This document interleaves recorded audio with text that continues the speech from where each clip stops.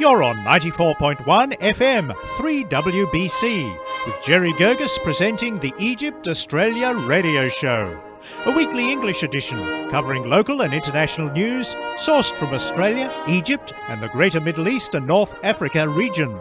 The program affectionately covers the arts, culture, trade and politics. And now here's Jerry Guirguis presenting the Egypt Australia Radio Show, 94.1 FM 3WBC, the voice of the Inner East.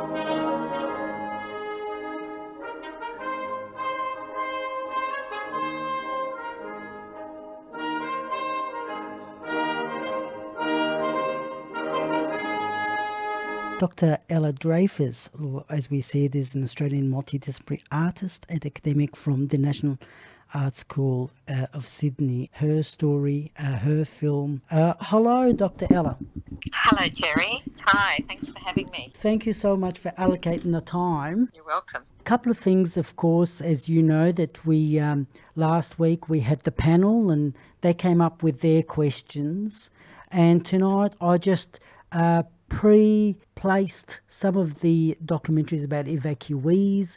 There's stories about the kinder transport, which has got some relevance with the story. Your film, of course, your father, who sadly passed away, your uncle is well-known Australian composer. We've got lots of questions and I hope you're all ready. Yeah, I'm very excited to hear what they are. I'm completely open and ready and waiting. Yeah. Okay, so just right from the start, Richard might have carried resentment. We talked about a lot of the things that came across. Did you feel that he was resentful? Richard, my father, was he resentful? Yeah. About the war, about leaving Germany, that kind of stuff? Yep. I really can't answer that because he never spoke to me about it. Right. I would say that, no, I can't presume that he was resentful. All I can say is that the impact of the leaving and the trauma of what those two children must have gone through with the other children of being put on boats and never to see their families again must have impacted him so much that he kind of went into silence about it and couldn't speak about it. Understandably, of course. Yeah, and I don't think this is uncommon. I'd say that, many people who've suffered war traumas find it very difficult to tell their children what happened. So I don't know why did you pick that up from the film, or why did others say they picked up that he must have been resentful? Well, okay, so George, your uncle, Richard's, your father's brother, yes, points out that Richard had a different point of view altogether. But George tells us that Richard had no love for Germany, no feelings. He was strict, not talking about the war. It just came across in. Because we didn't see the visual, we didn't see the movie. Yes. They picked up the voice and the strength of his voice and the tone. I see. Yeah. Yeah, no, that makes sense. I do get it. Yes, and certainly my Uncle George, he does become pretty intense and heated and kind of shouts at me in the film because I am trying to ask questions and I am explaining to Uncle George that Richard, my father, has a big place in this film because he's the reason I didn't know anything about my past. And George does get rather angry about that. And he does say, as you would have heard, this has got nothing to do with your father, this film. Absolutely nothing. Your father never went there. You're on the wrong track. And he did get quite agitated and angry about it. It's true. George, we were saying that George... somehow some of the panel members said that George they felt that your uncle was protecting your father, his brother, that George was harsh to the producer.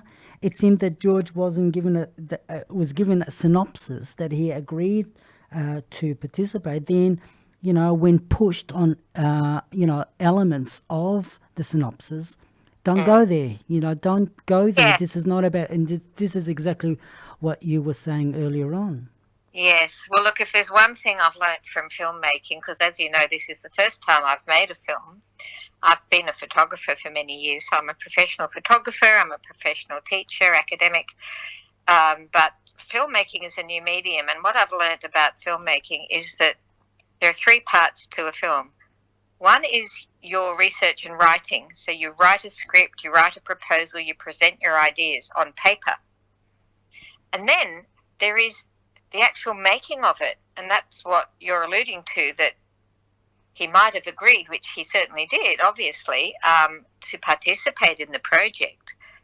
But it's another thing when you're in someone's home, and we did have, he kindly allowed me and the film crew to spend 4 days in his home. He lives in Melbourne, and his son Jonathan was there from Berlin visiting, and we took over the house, the film. And I think that, agreeing to something on paper is very different to the reality of having someone in front of you day after day asking deeper and deeper questions. And I think it was quite hard for him to be asked about his childhood, to be asked about what was it like leaving Germany, to be asked what did your parents do or think. And, I'd say that it did agitate him, and I can totally understand it. It also tired him out. He was 93. He got rather weary towards the end of it all. Isn't it remarkable that the absolute person that your uncle is, and we know of him from his composition capacity and capability. I did play earlier on Rush.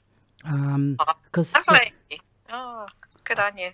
So I played that, and I spoke to a number of presenters here, and I said, this is what I'm presenting tonight. And they all smiled and they said, he's a fantastic composer, Jerry. And I said, well, I'm going to play this and that tonight.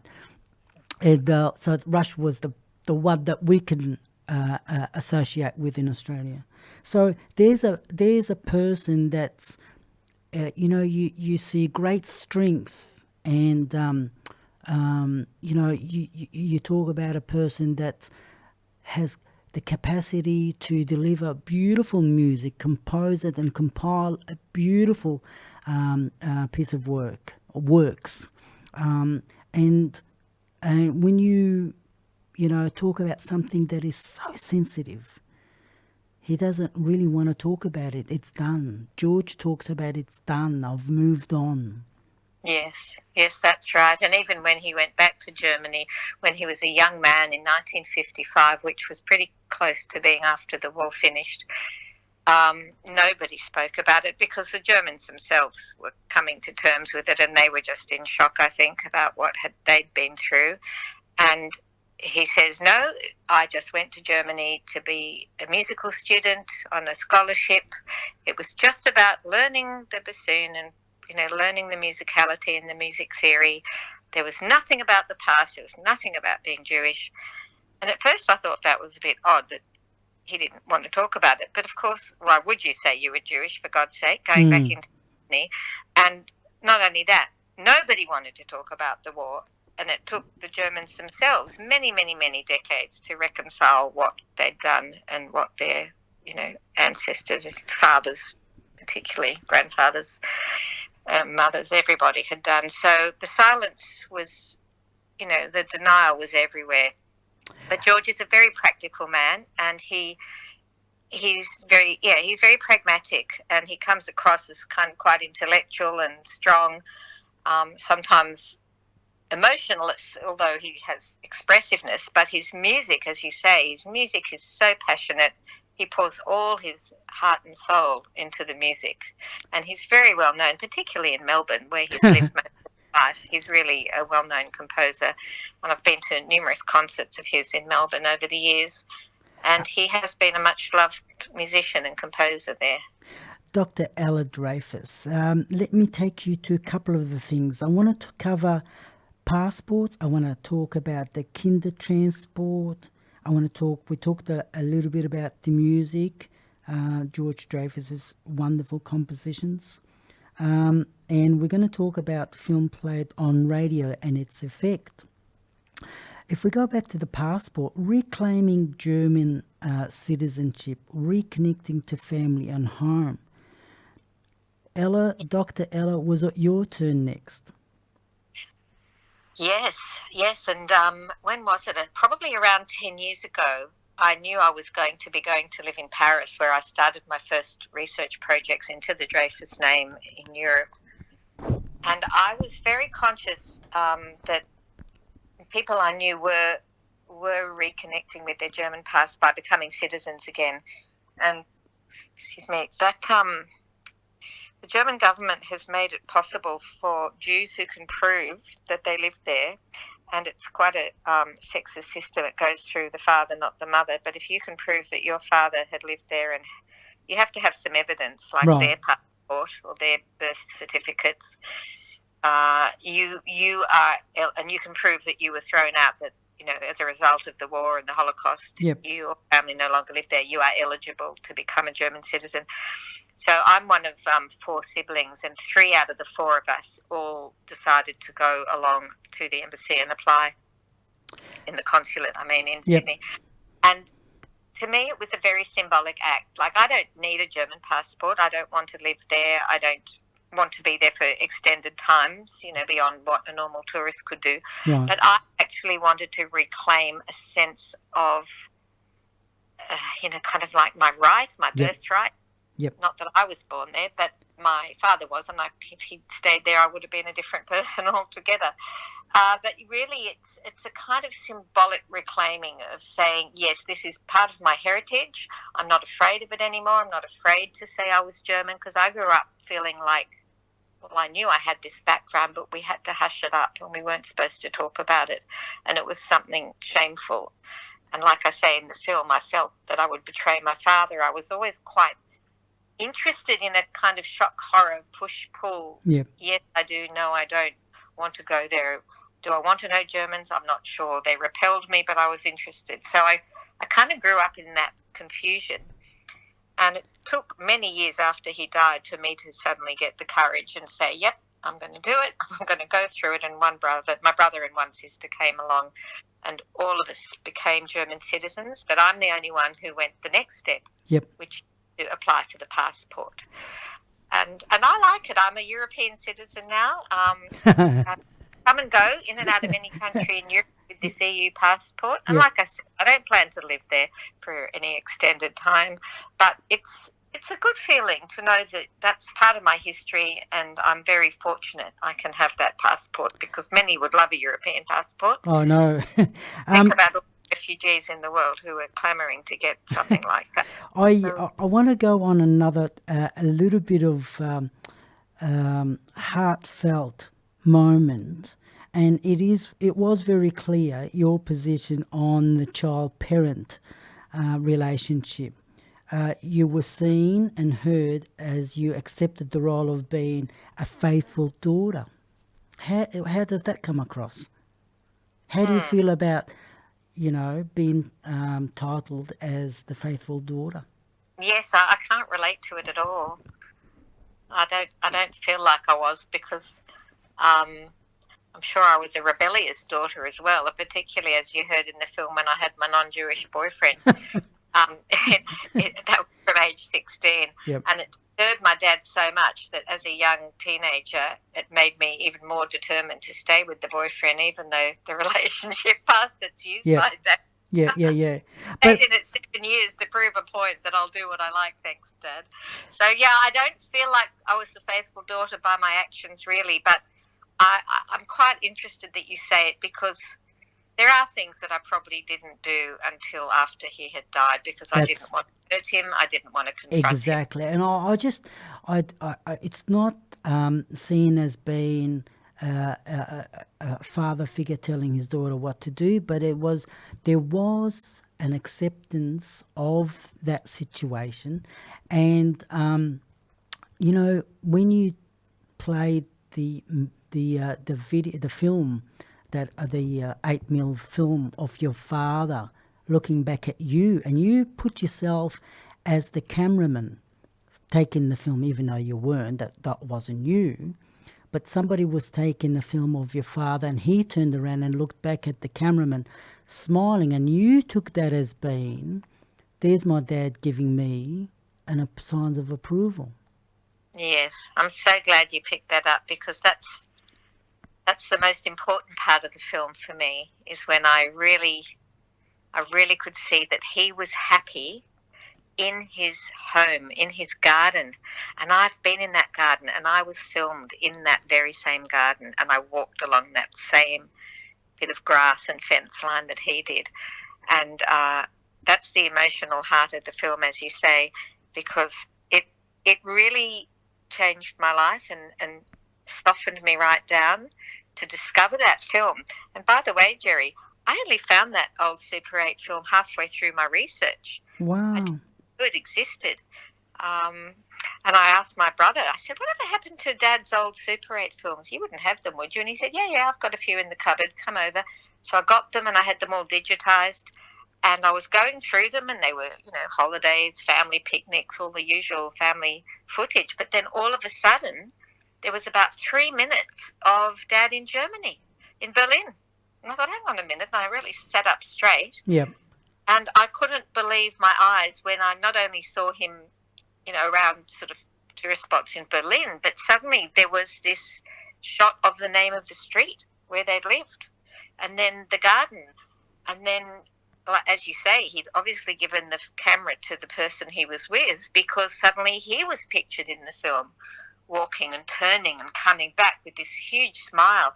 And what the release for me was that I could finally see that he had feelings of happiness of being back in his home. So my life before then, I'd thought Dad was scared to go back. He didn't want to go back. He never took us with him to show us his family home and his history. It was a closed door, had a lot of fear and darkness around it, like a shadow. And finally, it showed me that he had positive feelings for his home, and that was life-changing. Wow, yep. I do understand that. Just on the passport point as well, I previously interviewed Rashleen Barda. She's the author of Egyptian Jews Immigrants in Australia. And my question to you, Dr. Ella, is that do you think an Egyptian passport would reconnect and help Egyptian Jews reclaim their home country, Egypt? Would that work? That's a really interesting idea. Do you know if Egypt offers that option? I'm going to find out. I'll ring up the recent appointed Australian ambassador to Egypt, Dr. Axel, and I've got connections. I'll ring up and find out. I'll make sure if that's an option, because one of the things in the book Egyptian Jewish Immigrants in Australia talks about them leaving Egypt. That's their home. Egypt is their home, and they're coming to Australia because, the same thing, whether it was 48, 52, 1952, 1967, the Six-Day War, and it goes on. So by leaving their home, being displaced it's not easy. It's not easy at all. And struggle to go back to Egypt. And when they do, it's their home, and they go, why aren't we here? So the same thing appeared again with Egyptian Jews coming to Australia, leaving Egypt behind. Yes, and their children, like those Egyptian Jews who left Egypt, I would presume they could take their passport with them. They were still Egyptians by law, exactly. Yes. Correct. But then what happens to their children if they're born in Australia? Are they eligible for an Egyptian passport? And their children, the grandchildren and the next generations? But I will find out if those who left under circumstances and, changing of the guards are eligible to get an Egyptian passport and go back and reclaim their country, reclaim all their wealth. But that's another point, and I'll take it up because I I want to talk on kinder transport. I played a short of archives from BBC on evacuees of 1939, where 1.5 million children got relocated all around the UK from the south to the north and east outer region. And at the same time, they talk about the kinder transport by June 39, where 10,000 Jewish children got accepted into the UK.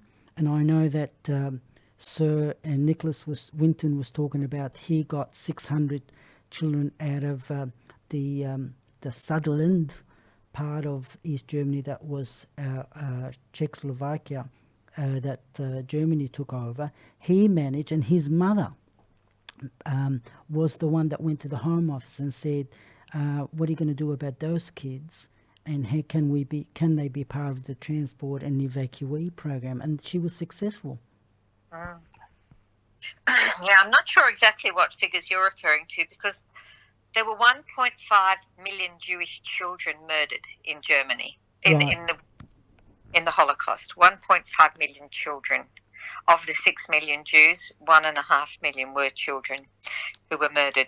The 100,000 who got accepted into the UK, they weren't accepted all in one hit. It just went over a number of years. It wasn't like, oh, we're taking 100,000. It was a bit here and a bit there, and some went to other countries as well in Northern Europe.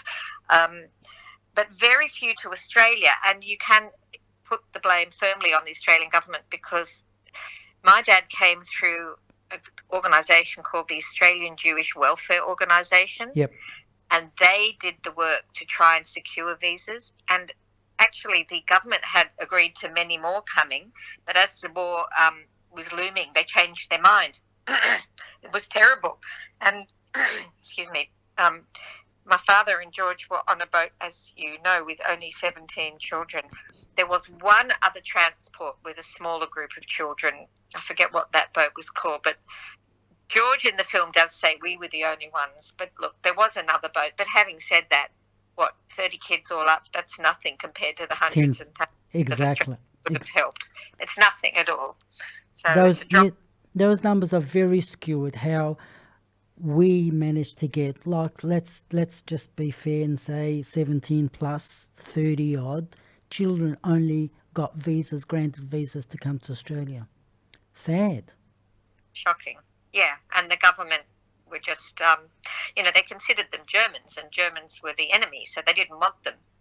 That's the problem with Australia. They were so ignorant and narrow-minded that they considered all Germans to be the enemy, and still didn't understand just how victimised Jewish people were, and confused them. So they withdrew, visas. Quite sad, and on that point, I'm apologising on behalf of the rest. The great parents. Now, sorry if I'm going to mispronounce. It's Rumsenberg. Runsenberg. Oh, Runsenberg. Sorry. With an N. Runsenberg. So sadly, were killed in the Holocaust concentration camp in 1942. And Dad, it is so sad. This is your great parent from Mum's side. My father's mother's side. That's right. Oh, that's right. Yes. Did your dad, Richard Dreyfus, or George, for that matter, ever talk about this horrible incident? Jerry, I didn't know about it until maybe 15 years ago, and I'm 62. I didn't know that my own great-grandparents were murdered in concentration camps, Auschwitz and Theresienstadt, until I read Uncle George's books. He's written about 4 books now to do with his musical background and career, and he's put a bit of family history in each of those books. And I had the sad experience of reading about my own great-grandparents through the books as an adult, not anything my father said. And of course he knew about it. Of course he knew. But he his mother knew that her parents had died like that. But yeah, no, they didn't tell us. And it was quite an experience when I was in Germany. and I have been to the house where those Runzenbergs lived, and a couple of the houses, and in front of one of the houses is a gold plaque. Have you heard of the stumbling stones? No. Well, I'll tell you, because quite a few people know. If you go to Europe, you see them. In German, it's called Stolpersteine, which means stumbling stone. And there's a German artist called Gunter Demlich, and his practice is to make these bronze stones. They're like the same size as a cobblestone that you'd see on the pavement right across Europe. Right. And he inscribes the names of Jews and other people who were deported from that house where they'd lived to their death. So outside my great-grandparents' home, the Runzenbergs, in the city of Wiesbaden, Frankfurt, there are two little plaques embedded in the ground. And in the movie, you'll see that, for those who get a chance to see the film. I hope you do. And it says, here lived David Runzenberg. He was born on this date, and he was murdered in Auschwitz on that date. And all over Europe, even it's spread beyond Germany now into Holland and other countries, you can stumble across these little gold plaques in the streets. And it's very humbling to stand there and see your own family names in a public pavement and know that they've been remembered and honoured by having these plaques put in the pavement. I'm sure flooding Tues would have been the event when you get there. Yes, and it's one thing knowing about it, because I had been told about those stones, but being told is one thing, but when you're there experiencing it and seeing with your own eyes on a cold winter day, it does bring you undone. I got to ask, Dr. Ella, the war is horrible. Wars are horrible. We haven't learned, and we're still having wars. And we're going through some of the things recurring again.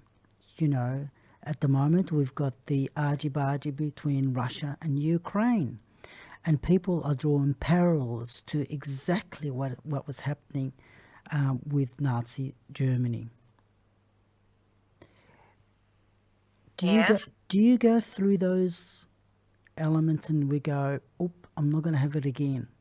Well, it's not exactly what was happening in Nazi Germany, because Russia and Ukraine haven't opened up concentration camps to systematically burn people to death.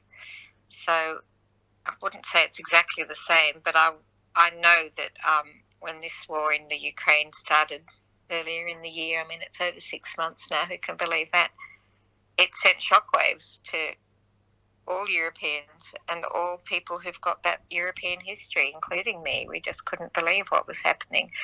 And watching Ukrainians escaping and trying desperately to get onto trains to flee to Poland or Hungary or somewhere.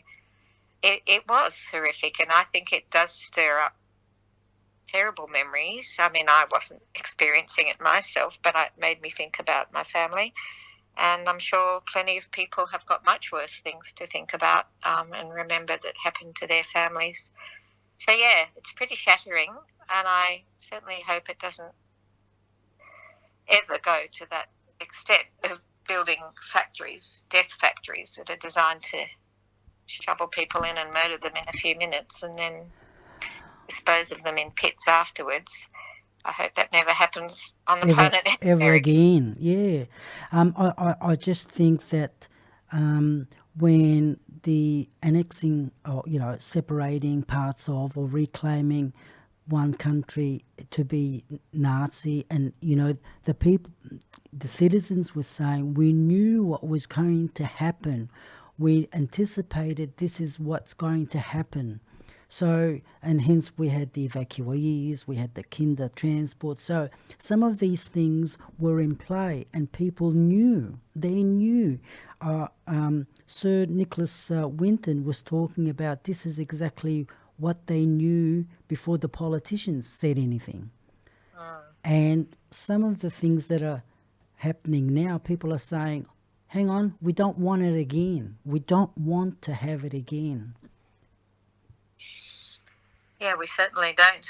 And I think that, Jews started leaving in the mid-30s too. My husband, David, his family was from Berlin as well, and they escaped in the mid-30s, whereas mine escaped in 39. I think they went in 36. Already, since 33 onwards, the persecution of Jews was evident. And so people started to leave, and Germany encouraged Jews to leave until war broke out. They did want to get rid of all the Jews, but as the war approached, then they changed their mind and shut the borders, and you couldn't escape anymore. You couldn't get away. Yeah. Yes, I think it's some of the things that are so shocking because they knew what was going to happen roughly.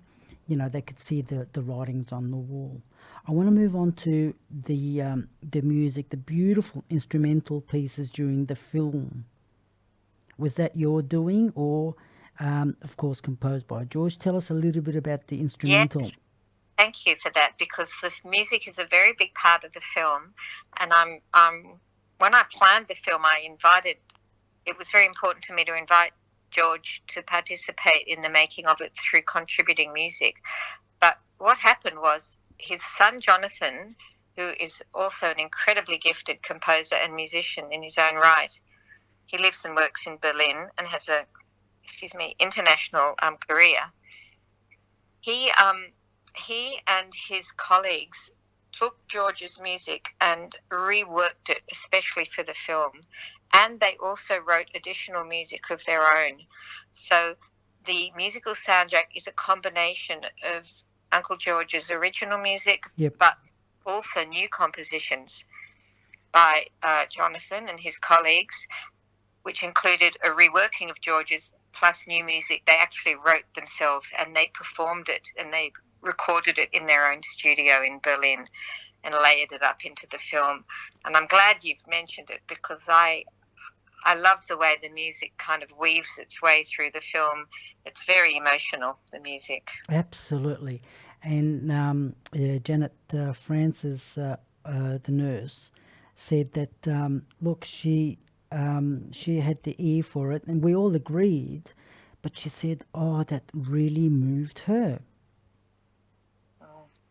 Thank you. It's lovely to hear that. Yes. And I think you asked me the other day, was it available as a soundtrack somewhere? Absolutely, yes. Yeah, it's not, but it's lovely that you mentioned it. Maybe that's something I might do one day, ask Jonathan to, just record it all into one package without the film. Yeah, I would love to hear that myself, because I find myself wandering around sometimes in the day just singing it to myself. I've heard it so many times now. It's really deep within me, and I also love the way he's created the soundtrack. Well, if we got access, I'm definitely playing it for a long time. Thanks. Film played on radio. I want to go back to something that we took a license and a liberty in asking, not knowing that we're going to get granted the permission to play your audio of your film, Dreyfus Drei, on radio. Yes, let me just correct your pronunciation there. It's Dreyfus Drei. Dry. like I'm hanging the clothes out to dry. Dry. Because in German, dry means three. Three. 1, 2, 3, 1, 2, drei. Dry, yeah. I called it Dry for obvious reasons, because the film is about 3 generations. Yes. And 3 Dreyfuses, George, Ella, and Jonathan. Yes. Yep. So anyway, back to your question, which was, remind me? The comment was that the audio worked well. The feedback from the panel, the radio listeners figured it out. However, we might need a voiceover in places. Is that possible to show? The other thing, of course, is that people asked for a family tree. Would have helped? Right, okay. And you could have had that ahead of time to put onto your website. Yes. Yeah, we could have thought of that. But I was very intrigued when you rang me and made me that offer to consider allowing you to play the film simply for radio, simply through the soundtrack, because I was very curious myself to see how that would come across and how your listeners would make sense of it. Got the traction. So, what's that? We got the traction. Yeah. Well, give me some of their feedback, because I really want to know what people said. And are people going to speak tonight, or is it just you and I? No, we're just having a conversation. I'm just reflecting on the notes that I took down, talking to the panel from last week. Okay. Yeah, well, I listened to your whole panel because you've put the recording up, and I've heard the whole thing, and it seemed that most of the three of them certainly understood the story. Absolutely. And got the general gist of it very well, without the visuals. What would you do different next time that we ask for the documentary to be played again on radio? I wouldn't do anything different. Except I'd like to be there next time and talk to you in person in the studio. That'd be fun. And join in. Absolutely. I honestly, sincerely, I just want to clarify something to some of the listeners. And so I was presenting a PowerPoint presentation about an Egyptian actress who was Jewish, but Egyptian Jew, that she was well respected in Egypt in the 50s. So I was presenting that particular a PowerPoint and the movie about, and the story about her and her relationship with King Farouk. And so before I did my presentation, I sat and watched your film, Dreyfus Drei. I watched it, and I just could not stop my tears. Yeah, it is moving in parts. Yeah. So you can imagine the panel, now that they've heard it, when we get the chance to see it, they're going to be twice as much more enthusiastic about who Dr. Ella Dreyfus is all about. I hope so. I really hope so, and I will hope that they get to see it soon so they don't, forget it. And I'm very touched when you say all that about how it moved you to tears. I'm when you set out to make a film like this, you're doing it for your own reasons and for your family, and you don't know how the general public will respond, how people who don't know you will respond. But I have been quite overwhelmed. It's been seen now. And, it's not a commercial film. I can't get it screened up at, Event Cinema or somewhere. Nobody's going to take it on like that. So I screen it in all sorts of other venues and film festivals and things.